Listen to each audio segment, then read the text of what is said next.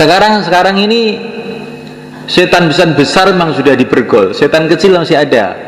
Katanya Maulana Zakaria, setan kecil masih ada. Kalaupun tidak ada, itu bekas-bekas ajaran setan yang selama setahun itu masih nancep di hati kita. Ajarannya bagaimana? Nanti kalau diajak keluar, itu terus diundur bulan depan, tahun depan, begitu. Bagaimana kalau kita tentang aja? Insya Allah. Jadi begitu semua kan. Allah sudah berfirman kepada kita bahwa syaitan itu musuh kamu. Inna syaitana kana lakum aduwwan mubina. Syaitan itu musuh kamu. Lah kok malah kita turuti terus? Allah sudah berfirman bahwa Rasulullah itu manusia yang paling sayang kepada kamu, tapi nggak mau kita ikut. Ya, ini kan kita celaka jadinya begini ini semua kan. Nah, mulaikan Allah Subhanahu Wa Taala berita Ramadan ini, masya Allah, berita-berita dari Nabi itu ajib semua kan. Orang yang sujud sekali sujud saja dalam Ramadan ini, bila diterima oleh Allah sujudnya itu, Allah akan bangunkan untuk dia satu rumah di surga, yang rumahnya itu pintunya 60.000 pintu, yang setiap pintu itu ada istananya, dan dalam istana itu nggak tahu apa yang ada selain Allah SWT. Sekali sujud, alangkah maha pemurahnya Allah SWT, alangkah maha luasnya Allah SWT, alangkah maha dermawannya Allah SWT. Dan bagi Allah SWT tidak sulit yang demikian itu. Katanya orang-orang ahli teknologi, ahli sains sekarang di angkasa ini ada bertriliun-triliun, gak ada yang bisa ngitung, yaitu planet-planet yang gedenya itu kayak bumi ini, bahkan banyak yang lebih besar, berlipat-lipat, bergentayangan di udara ini, bermiliun-miliun, triliun-triliun, gak ada yang bisa ngitung, bahkan tidak ada yang bisa memperkirakan. Dan sekian banyak itu semua kan kosong, belum, gak ada orangnya. Yang ada orangnya cuma bumi ini dok, kosong, belum, gak ada orangnya. Ada orang yang tanya, lah iya, kalau Allah Subhanahu Wa Taala itu bikin alam semesta jagat raya yang begitu luas, begitu banyak, ada benda-benda kayak bumi bertriliun-triliun, nggak ada yang bisa ngitung, kosong, nggak ada orangnya, kok apa nggak mubadir itu? Ya. Nggak ada mubadir bagi Allah Subhanahu Wa Taala, karena ini ada maksud. Maksudnya supaya kamu itu tahu bahwa Allah itu maha kuasa. Kalau Allah berjanji kamu akan dikasih surga sekian banyak, sekian banyak, sekian banyak, sebab puasa kamu, sebab sujud kamu, sebab baca Quran kamu, mudah bagi Allah. Kamu lihat itu alam semesta ini kosong, belum, nggak ada orangnya. Mengherankan betul. Kalau kamu lihat surga, lebih mengherankan lagi, lebih luas lagi, kosong, belum, nggak ada orangnya, menunggu kamu. Nah, tapi kamu tidak mau usaha ke sana. Nah. Jadi semuanya Allah Subhanahu Wa Taala, ini bulan Ramadan yang mulia ini, kita ini habis-habisan cancut tali wondo untuk kita ini membangun akhirat kita, insyaallah mulai kan. Dan tidak ada cara untuk membangun akhirat kita selain kita hidupkan kembali perjuangan, cita-cita, usaha yang telah dibuat oleh yang mulia Nabi Agung Muhammad SAW. Dimulainya dari kita menguatkan amal masjid kita. Amal masjid kita dalam Ramadan ini kita kuatkan. Mana masjid kita itu? Semua masjid itu masjid kita. Semua masjid-masjid Allah kita hamba-hamba Allah, itulah yang berkewajiban untuk memakmurkan masjid. Di perkara itu kalau masjid itu jangan ini masjid saya, ini masjid kamu, bukan. Ini masjid Allah, kita hamba Allah, kita lah yang berkewajiban menghidupkan amal-amal di situ. Jangan merasa ini tugasnya takmir ini.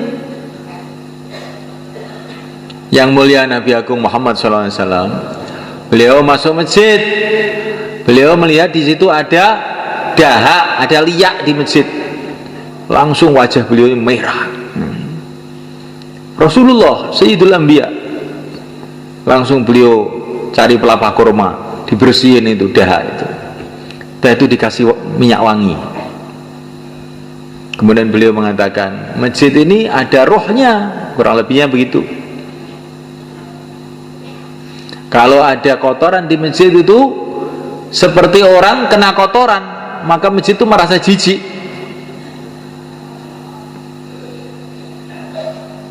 Masya Allah. Maka kita ini harus menganggap diri kita ini, meyakini kita ini hamba Allah, masjid Allah, kita yang berkhidmat masjid, kita yang membersihkan, kita pula yang memakmurkan. Insya Allah malaikat makmurkan masjid kita dengan amalan Rasulullah SAW, makmurkan dengan dakwah, sehingga masjid kita nanti akan jadi asbab hidayah untuk banyak orang yang Allah kehendaki. Ada masjid Rasulullah SAW di Madinah Al-Munawwarah. Masjidnya sangat sederhana, assalamualaikum. Tiangnya dari gelugu kurma, lantainya dari tanah, atapnya dari daun-daun kurma, kalau hujan pada bocor. Gak ada lampu di masjid itu, tetapi masjid ini telah jadi asbab negara-negara masuk Islam, raja-raja masuk Islam, bangsa-bangsa masuk Islam. Hati-hati yang gelap telah menjadi terang benderang gara-gara masjid Madinah ini. Semoga begitulah masjid kita semuanya. Karena nilai masjid itu bukan menurut bangunannya, nilai masjid itu menurut orangnya. Itu Ka'bah, jadi masjid yang sangat istimewa. Barang siapa yang sholat di sana, pahalanya 100.000 kali sholat. Kenapa? Di antara sebabnya, karena itu masjidnya para nabi, mulai mbah Nabi Adam sampai nabi terakhir yang mulia Nabi Agung Muhammad SAW pernah beribadah di sana. Yang bangun Nabi Ibrahim, kulinya Nabi Ismail, kulinya itu loh nabi. Makanya masjidnya jadi istimewa. Di masjid itu bukan istimewanya kalau lantainya keramik atau marmer, bukan itu. Yang di masjid itu siapa? Walaupun masjid itu sederhana, tapi yang di masjid itu Sayyidina Abu Bakar Siddiq radhiyallahu ta'ala anhu, Sayyidina Umar radhiyallahu ta'ala anhu. Maka ini masjid paling istimewa di dunia. Itulah Masjid Madinah Al-Munawwarah. Orang-orang kafir masuk Masjid Nabawi, berubah pikirannya, berubah hatinya, sehingga orang-orang kafir jadi wali-wali Allah. Sekarang masjid kita ini sudah gede, alhamdulillah. Ini masjid ini lebih gede dari Masjid Nabawi pada zaman Nabi. Wis gede, wis apik ya. Karek wonge engko bengi iktikaf ora karek kuwi ngene. Wong Ramadan kok yo mulih luar nyapo, gitu. Ramadan ki amalane iktikaf. Ramadan malam Jumat mulih, iki apa yo patut. Patut napa mboten? Ketinggalan mboten patut. Iki cara didilok niku welek jan masyaallah. Ramadan malam Jumat mulih ora iktikaf. kuwi kayane wong tuwek umur 70 tahun ngau kathok endek ya undela-undeli wis ngoten niku didelok tok langsung mata beleken niki teng dina mudin wae. Kalau di Nizamuddin kita ini kalau Ramadan nih amalan 24 jam mulai kan, pagi hari bayan hidayah pengeluarkan jamaah, malam hari terawih panjang-panjang kadang-kadang sampai jam 11 sampai jam 12 saya baru selesai terawih itu.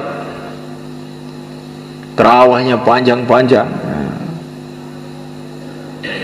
masih juga pengeluaran jamaah pagi-pagi, masya Allah. Siapa yang punya cita-cita masjid-masjid kita jadi begitu? Insya Allah kita semua.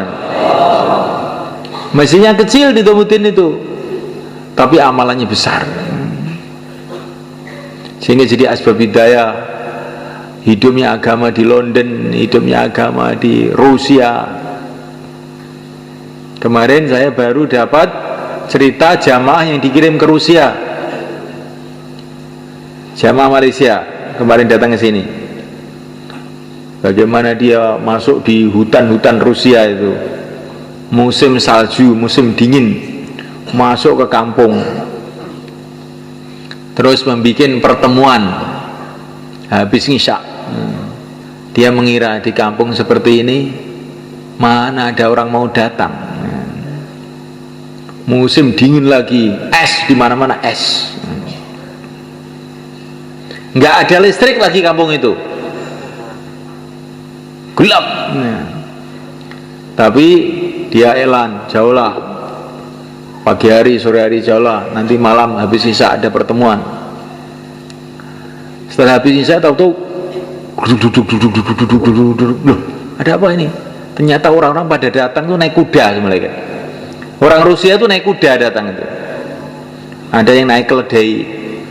Masjid tuh penuh, ada 500 orang ikut pertemuan itu. Ini bukan istimewa, pertemuan jamaah gerak begitu itu.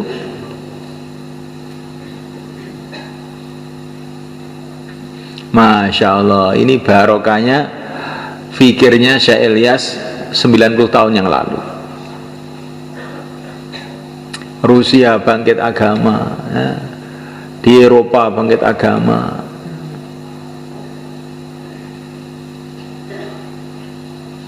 Di Amerika bangkit agama, di Temboro bangkit agama, di Sumberjo bangkit agama. Sumberjo apa ini agama jangan biyen saiki masya Allah udah nggo serban ngapal nih Quran ya. Disemelekan Allah SWT. Alangkah indahnya hidup beberapa hari ini, 60 tahun 70 tahun terus kita ini hidup jadi asbab hidayah untuk banyak orang. Maka dakwah kita hidup, kita kuatkan waktu Ramadan ini semuanya. Bentuk jamaah-jamaah sebanyak-banyaknya. Kefahaman bahwa Ramadan itu adalah bulan di rumah, itu harus kita buang jauh-jauh. Rasulullah pergi ke Badar waktu Ramadan. Rasulullah Fathu Makkah, penaklukan Mekah waktu Ramadan. Jadi Ramadan itu juga bulan ibadah, juga bulan penyebaran agama. Maka kita bentuk jamaah-jamaah 4 bulan, 40 hari. Barangkali nanti dapat Lailatul Qadar dalam Ramadan ini. Kalau orang dapat Lailatul Qadar itu mulai kan doa-doanya makbul. Yang tadinya orang hatinya keras, duit aja hatinya berubah karena disalami oleh malaikat Jibril jadi lembut, mikir akhirat. Itu kalau orang dapat Lailatul Qadar itu begitu itu. Doa-doa makbul, asalnya belajar ilmu nggak masuk-masuk. Mudzakarah 6 sifat lali terus. Ataupun ingat nggak bisa mengamalkan. Berkat doanya Lailatul Qadar berubah, ilmu jadi mudah, cepat paham, ibadah jadi ringan, enteng. Ini barokahnya orang itu mendapatkan barokahnya doa-doa Lailatul Qadar, doa-doa Ramadan. Lah untuk mendapatkan itu paling baik dengan kita keluar jalan Allah. Insyaallah mulai kan? I'tikaf di masjid kita hidupkan. Nanti kalau kita keluar i'tikaf juga. 5 amal masjid kita hidupkan. Kalau kita keluar 5 amal masjid kita hidupkan juga. Jamaah-jamaah kita keluarkan. Dengan kita keluar akan kita bentuk jamaah-jamaah. Tahajud kita hidupkan. Dengan kita keluar maka tahajud pun mudah kita hidupkan. Maka Ramadan ini bulan dakwah di samping bulan ibadah. Insyaallah malaikat. Banyak orang yang dapat hidayah, banyak orang jadi wali-wali Allah dalam bulan Ramadan ini. Orang itu tahu-tahu berubah karena kesungguhannya bulan Ramadan, tahu-tahu berubah.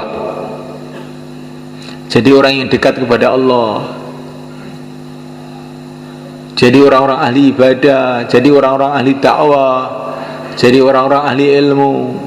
Maka jangan sampai kita sia-siakan detik-detik Ramadan ini. Ini sudah tidak terasa, sudah hampir separuh nih Ramadan kita dapat. Nanti tanpa terasa tiba-tiba, loh kok sudah hampir habis. Itulah umur manusia semulaikan. Perasaannya masih muda, tahu-tahu loh wis 30. Tahu-tahu sudah 40. Tahu-tahu sudah 50. Tahu-tahu sudah dekat kuburan. Tapi masih mikir yang lain-lain juga. Alam ya'ni lilladzina amanu an tahsya qulubuhum li dzikrillah. Orang-orang beriman itu apa belum waktunya toh untuk hatinya tenang menikmati zikir kepada Allah itu? Apa belum waktunya? 40 tahun di dunia, 50 tahun di dunia belum pernah merasakan nikmatnya zikrullah, belum pernah berhubungan yang sungguh-sungguh dengan Allah, belum pernah nangis pada waktu malam, ya. Belum pernah usaha akhirat sungguh-sungguh. Apa kita nggak rugi semua kan? Apakah belum waktunya kita bertaubat? Sudah waktunya, mau kita undur kemana lagi? Apa belum waktunya kita ini mikirkan akhirat dengan sungguh-sungguh? Sedangkan akhirat itu tambah hari tambah dekat, tambah hari tambah dekat. Apa belum waktunya kita ini berlezat-lezatan dengan zikrullah, dengan sholat, dengan tarawih? Terus kapan kita ini? Kapan kita ini akan merasakan seperti yang dirasakan para sahabat dulu? Tarawih semalam-malam suntuk, zikir semalam-malam suntuk. Kapan itu akan kita rasakan? Kalau hidup sekali ini kita tidak bisa merasakan itu, betul-betul hidup kita ini hidup yang rugi. Nah, waktunya Ramadan ini, insyaallah malaikat. Waktu Ramadan ini waktu yang sangat baik itu. Bulan barokah. Barokah itu apa toh? Barokah itu kebaikan-kebaikan datang tanpa kita sangka-sangka, itu namanya barokah. Maka Ramadan ini Nabi katakan ini bulan barokah. Akan datang kebaikan-kebaikan yang tidak disangka-sangka. Kalau kita jaga adab kehormatan Ramadan ini, akan datang kebaikan-kebaikan yang tidak disangka-sangka. Urusan perjuangan kita, urusan dakwah kita. Akan datang kebaikan-kebaikan yang tidak disangka-sangka. Urusan keluarga kita. Akan datang kebaikan yang tidak disangka-sangka. Urusan ekonomi kita. Akan datang urusan yang tidak, kebaikan-kebaikan yang tidak disangka-sangka dalam macam-macam urusan. Karena ini bulan barokah, syahrun mubarak. Pakai syarat kita jaga kehormatan bulan ini. Puasanya, tarawihnya, tahajudnya, sedekahnya, dakwahnya, taklimnya. maka Allah Subhanahu wa taala tidak akan menyia-nyiakan kita. Insyaallah mulaikan. Semua orang punya masalah. Lah, Ramadan inilah kesempatan kita menyelesaikan masalah dengan berhubungan kepada Allah yang bisa menyelesaikan segala masalah. Inilah kesempatan mulaikan. Masalah ini, masalah itu, masalah ini, masalah itu, masalah besar, masalah kecil, bagi Allah Subhanahu wa taala semua kecil aja. Dan Allah pun untuk menyelesaikan masalah kita ini punya sejuta cara, triliun-triliun cara, nggak ada batas yang tidak kita kira-kira. Sayyidina Ali radhiyallahu ta'ala anhu satu hari melihat istrinya Sayyidah Fatimah radhiyallahu ta'ala anha, putri Nabi, sedang sakit. Maka Sayyidina Ali mengatakan, Fatimah, kamu ingin apa? Saya ingin buah delima. Maka Sayyidina Ali pun pergi ke pasar, uangnya cuma cukup untuk membeli delima satu aja. Beli delima satu, dibawa pulang. Di tengah jalan ada orang miskin di pinggir jalan minta-minta. Sayyidina Ali merasa gak enak, gimana ya ini? Istri saya seneng delima, ini ada orang minta-minta. Allah Subhanahu wa taala memerintahkan kita untuk membantu orang minta-minta. Gimana ini? Dah, tak sedekahkan aja, semoga Allah kasih jalan keluar. Sedekahkan delimanya. Akhirnya pulang ke rumah, nggak bawa delima. Tapi tiba-tiba Siti Fatimah bilang, ya Ali, gak usah beli delima ya, gak usah beli delima. Loh kenapa? Saya kok sekarang kok jadi gak seneng, tadi ingin gitu kok, sekarang kok tidak loh. Gak usah beli ya. Ya, memang sudah saya berikan orang, tadi saya sudah khawatir di rumah ditagih, ternyata kamu sudah gak seneng. Ya sudah gak seneng saya. Belum lama kemudian datang tamu. Tamunya itu Salman Al-Farisi. Tamunya itu ternyata utusan Rasulullah. Saya kesini utusan Rasulullah. Mau apa? Ini mau ngantar hadiah. Hadiah apa? Delima dari Rasulullah. Langsung dikeluarkan dari kantongnya delima. Dihitung 1, 2, 3, 4, 5, 6, 7, 8, 9. Loh, ini dari Rasulullah? Iya dari Rasulullah. Kalau dari Rasulullah mestinya 10, bukan 9. Mesti kamu ambil satu nih. Nah, kata Sayyidina Ali, Salam mengatakan benar. Memang saya ambil satu, tapi saya ingin nguji kamu, ngerti nggak kamu coba? Dari mana kamu kok tahu ini bahwa delima ini 10, saya ambil satu?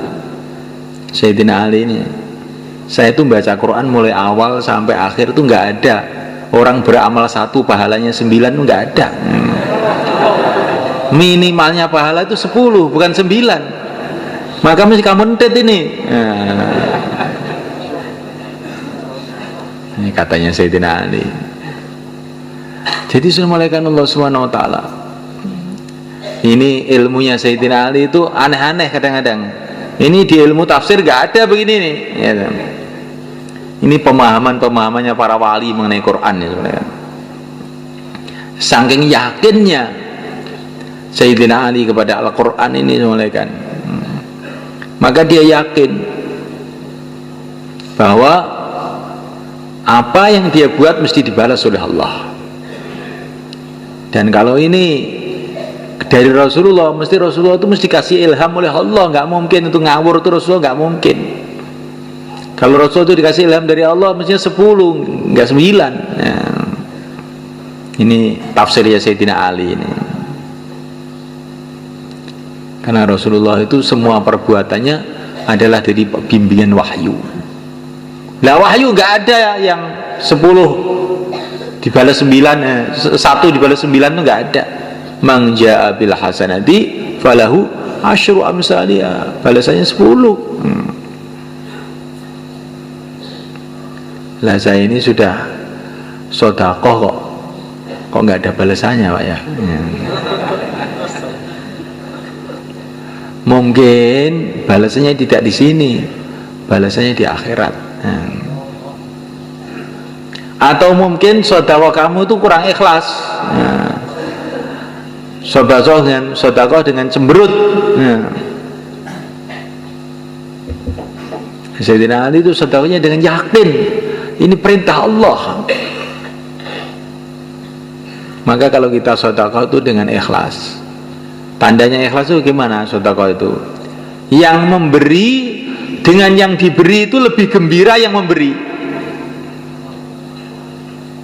Kalau kamu ngasih orang, kok kamu tampak lebih gembira daripada yang dikasih, itu tanda-tanda ikhlas. Tanda ya. Karena berarti kamu yakin dengan janji Allah, orang yang memberi akan dikasih berlipat ganda. Tapi kalau memberi dengan ngomel, bolak balik stawai yo jinjaluk itu. Ini berarti tondo-tondo orang ikhlas. Nah, mulai karena Allah Subhanahu wa taala, maka kita pun nanti kalau ditasil untuk keluar itu berangkat dengan ikhlas supaya kita dapat pertolongan Allah. 4 bulan itu berdiri itu dengan gembira, Masya Allah. Kalau saya membela agama Allah, Allah akan bela saya. Beruntung saya. Maka berangkat itu dengan gembira, bukan dengan cemberut. Insya Allah malah kan. Maka yang mau keluar 4 bulan, 40 hari tambah masa, sisa masa, silakan berdiri ke selatan.